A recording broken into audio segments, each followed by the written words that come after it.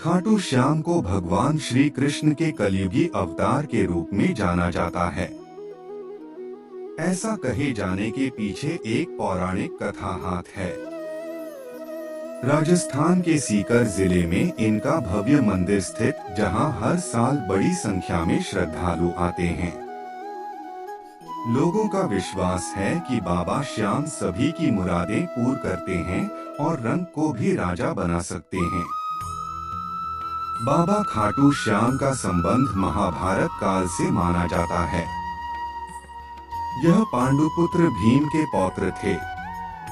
ऐसी कथा है कि खाटू श्याम की अपार शक्ति और क्षमता से प्रभावित होकर श्री कृष्ण ने इन्हें कलयुग में अपने नाम से पूजे जाने का वरदान दिया।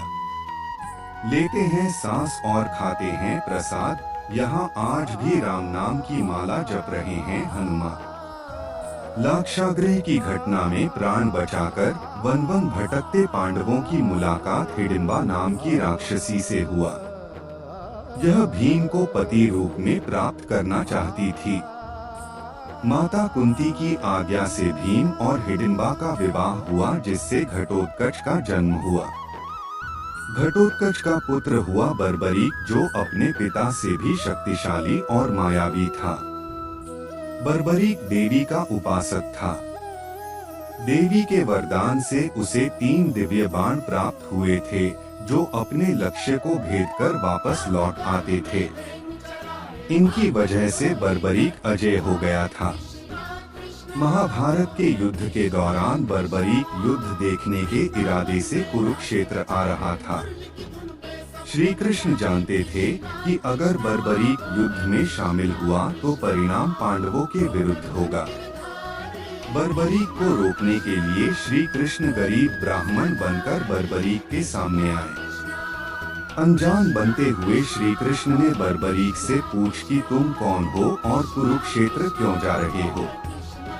जवाब में बर्बरीक ने बताया कि वह एक दानी योद्धा है, जो अपने एक बाण से ही महाभारत युद्ध का निर्णय कर सकता है। श्री कृष्ण ने उसकी परीक्षा लेनी चाहिए, तो उसने एक बाण चलाया, जिससे पीपल के पेड़ के सारे पत्तों में छेद हो गया।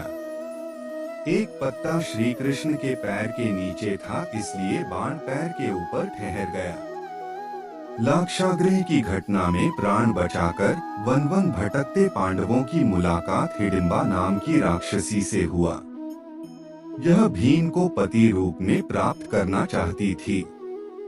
माता कुंती की आज्ञा से भीम और हिडिंबा का विवाह हुआ, जिससे घटोत्कच का जन्म हुआ।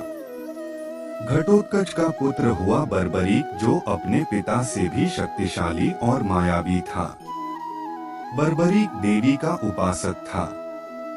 देवी के वरदान से उसे 3 दिव्य बाण प्राप्त हुए थे, जो अपने लक्ष्य को भेदकर वापस लौट आते थे। इनकी वजह से बर्बरीक अजय हो गया था। श्री कृष्ण बर्बरीक की क्षमता से हैरान थे और किसी भी तरह से उसे युद्ध में भाग लेने से रोकना चाहते थे। इसके लिए श्री कृष्ण ने बर्बरीक से कहा कि तुम तो बड़े पराक्रमी हो, मुझ गरीब को कुछ दान नहीं दोगे।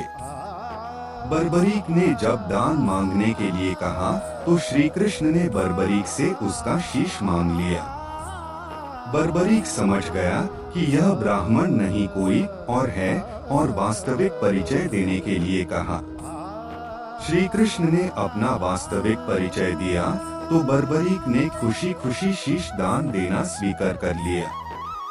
रात भर भजन पूजन कर फाल्गुन शुक्ल द्वादशी को स्नान पूजा करके बर्बरीक ने अपने हाथ से अपना शीश श्री कृष्ण को दान कर दिया। शीश दान से पहले बर्बरीक ने श्री कृष्ण से युद्ध देखने की इच्छा जताई थी, इसलिए श्री कृष्ण ने बर्बरीक के कटे शीश को युद्ध अवलोकन के लिए एक ऊंचे स्थान पर स्थापित कर दिया। युद्ध में विजय श्री प्राप्त होने पर पांडव विजय का श्रेय लेने हेतु वाद विवाद कर रहे थे।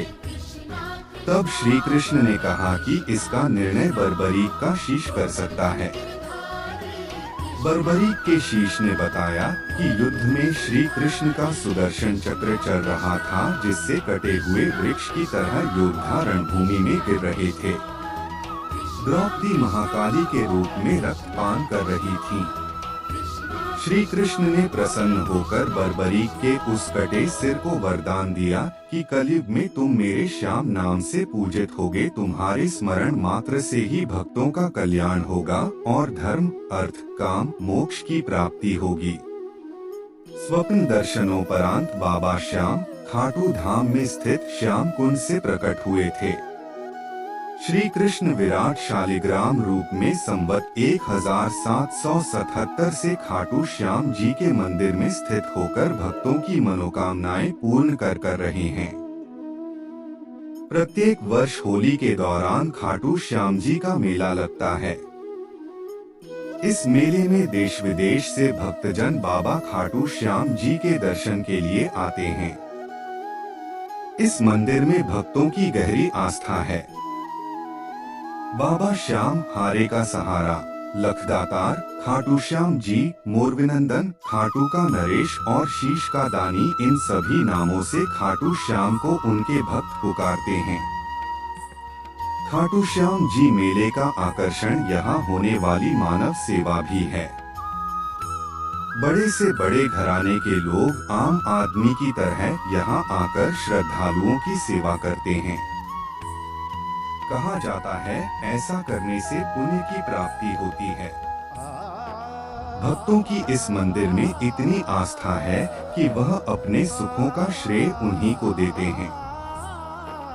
भक्त बताते हैं कि बाबा खाटू श्याम सभी की मुरादें पूरी करते हैं।